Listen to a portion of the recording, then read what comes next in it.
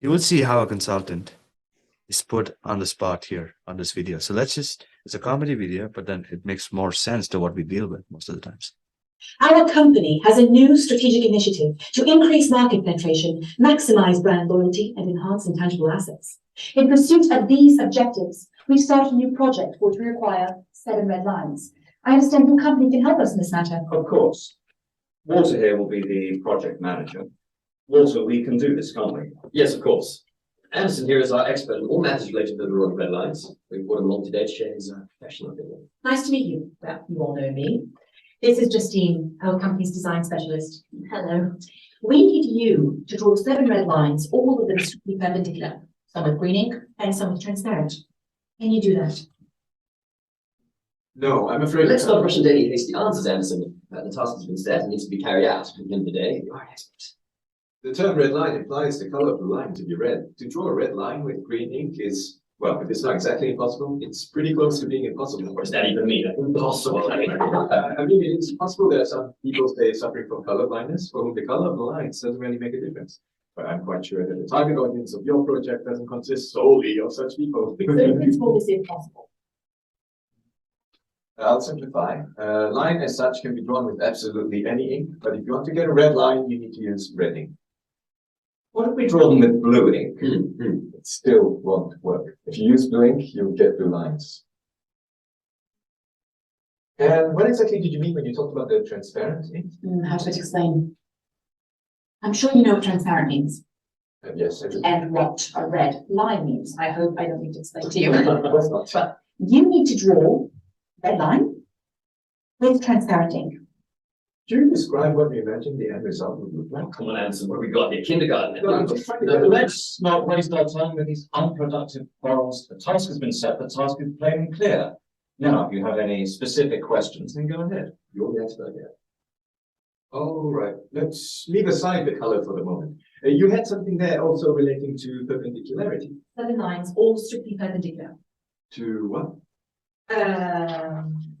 To everything amongst themselves. I assume you know what perpendicular lines are like. Of course he does. He's an expert.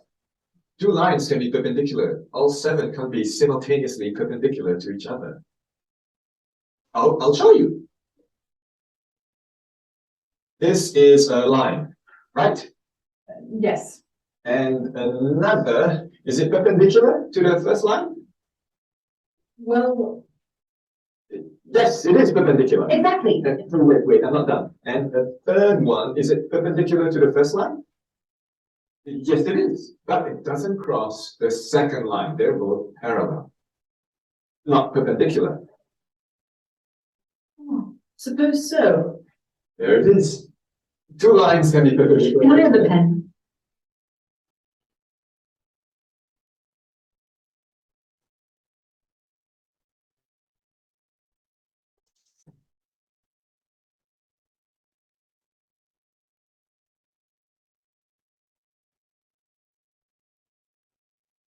How about this? This is a triangle. It's definitely not perpendicular lines. And there are 3, not 7. Why are they blue? Indeed, I would have asked that myself. I have a blue pen with me. This was just a demonstration. That's not the problem. Your lines are blue. Draw them with red ink. It won't solve the problem. Well, how do you know before you've tried? Let's draw them with red ink, then let's see. I don't have a red pen with me, but I'm completely certain that with red ink, the result will still be the same. Didn't you tell us earlier that you could only draw red lines with red ink? In fact, yes, I've written that down here. And now you want to draw them with blue ink. Do you want us to call these red lines? I think I understand. You're not talking about the color now, right? You're talking about that what do you call it? Perpendicularity. Yeah. That's it. Now you've confused everyone. So what exactly is stopping us from doing this? Geometry. Just ignore it. We have a task. 7 red lines. It's not 20, it's just 7. Anderson, I understand you're a specialist of a narrow field. You don't see the overall picture. But surely it's not a difficult task to draw some 7 lines. Exactly. Suggest a solution. Now, any fool can criticize. No offense. But you're an expert. You should know better. Okay. Let me draw you 2 perfectly perpendicular red lines, and I will draw the rest with transparent ink. They'll be visible, but I'll draw them. Would this suit us? Yes, this will suit us. Yes, but I think the couple with breathing. Oh, and I have another question, if I may. Can you draw one of the lines in the form of a kitten? What? In the form of a kitten? Market research tells us our users like cute animals. It would be really great if we could. No. But why? Look, I can of course draw you a cat.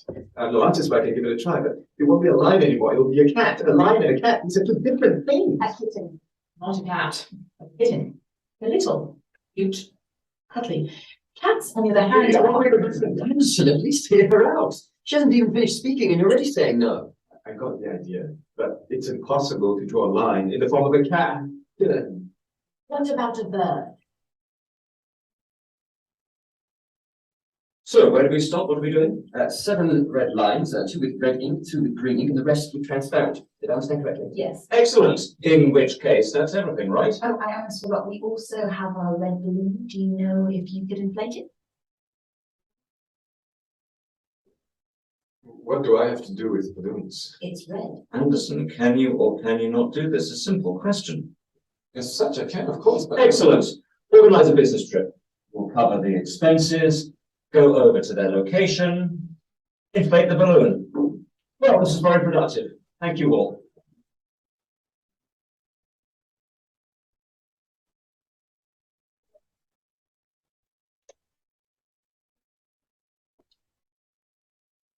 Can I ask you one more question, please?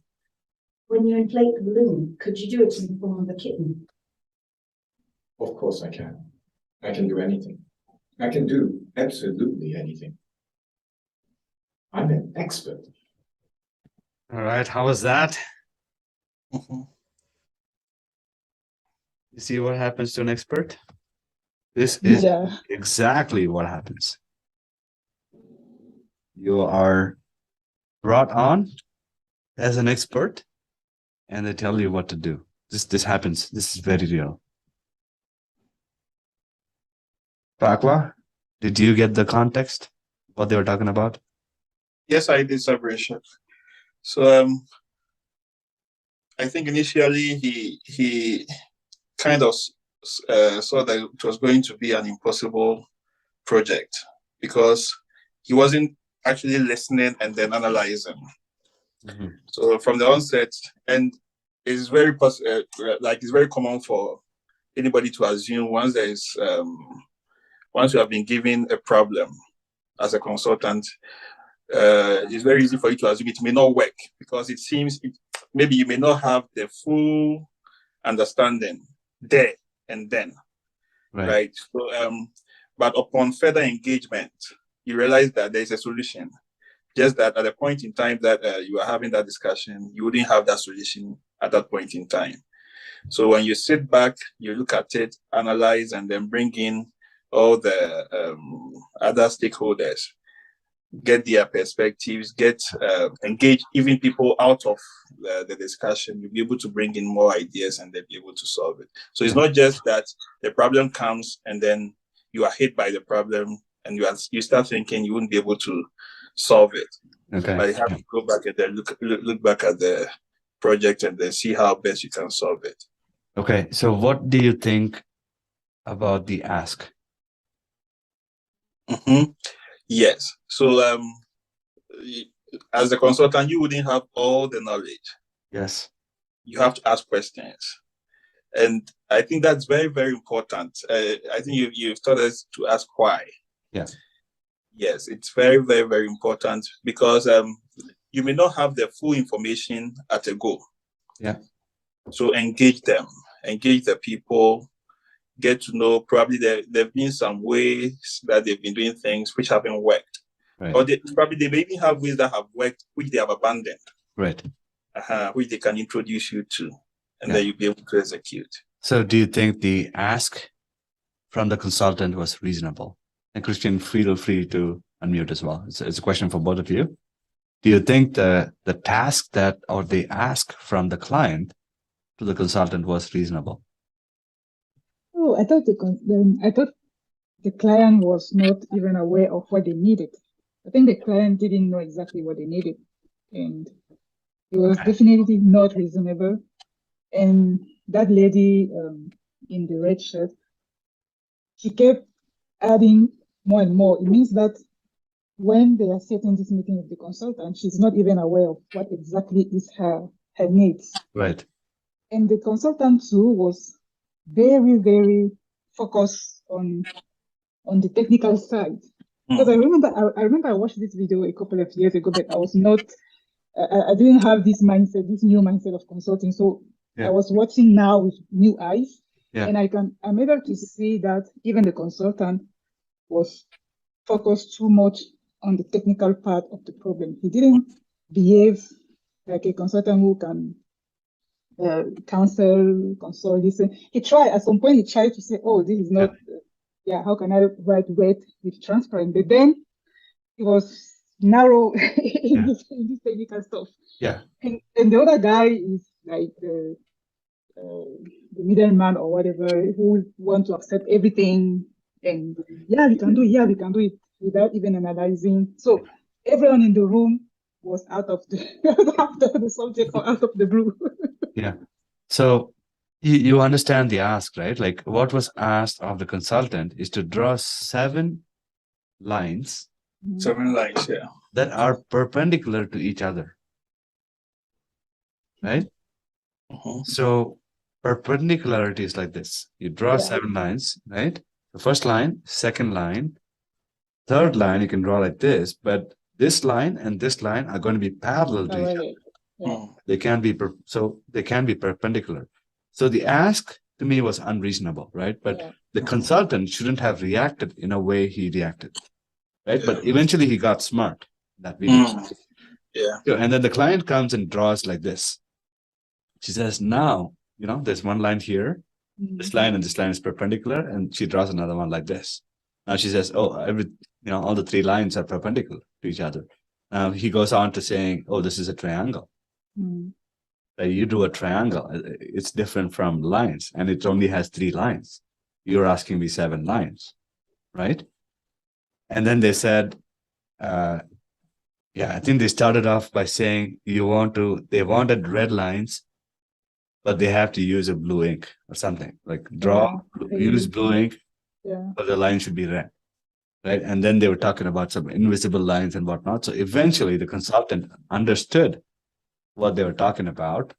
And then the way he shifted that at the end, I think was beautifully done. So the way he said was, I will draw lines. I will draw, I think, 3 or 4 invisible lines, right? I will draw 3 lines that are perpendicular, and I will draw 4 invisible lines or something like that, he said. But I will still draw them, but they're going to be invisible, right? So he's still, in a way, meeting the requirements of that client. Right. And then what do? They introduce a new scope saying, well, now can you draw a line in the form of a kitten? Right. And this will happen. Like they have no idea what they're talking about. Yeah. Right. So it's all about how you deal with them. And eventually you will be able to find a solution that may not be the right solution, but for the client, it is going to be the right solution. Right? But if you want them to follow industry best practices, and that's when you have to use the other levels in the consulting pyramid. So you have to coach them, guide them, show them reports from the industry trend and all that. So it is purely intellectual, is what I wanted to show you. And this happens all the time. There is going to be people saying, oh, anything is possible, or somebody is going to agree. And they're going to come to you and say, hey, I'm going to add this to your scope. You have to deliver it. Well, this is going to, like, what about these things? Well, this is also something we want to include. So is that eye-opening for you? Yeah. Yes. And this happens, right? So, Sabrish, if I may ask. Yes, please. Assuming that you have a task, okay, let me give an example. So let's say delivery. Okay. You are supposed to deliver items as a consultant, maybe deliver items, and the items are not there. Like there's no way it can be done. let's say they've given you a timeline, deliver by 4 p.m. They're asking at 3 p.m. And you know there's no way that it can be done. Yeah. In such a case, how then do you go about it? So with consulting, right, when you have a scope to deliver, you are the one who needs to give a plan on when they need to be delivered. Okay. Okay. Sometimes people may come and ask you, hey, can you do this by this time? As long as you are able to justify or tell them or make them understand, hey, this cannot be possible, but here's something I can do. Does this work for you? Okay. You know, so it's all about give and take. It's going to be that give and take for sure. But most of the times you have control over how you want to plan it. Okay. But at what point do you refuse a job? Maybe assuming that if we should put the ethical side. Yeah.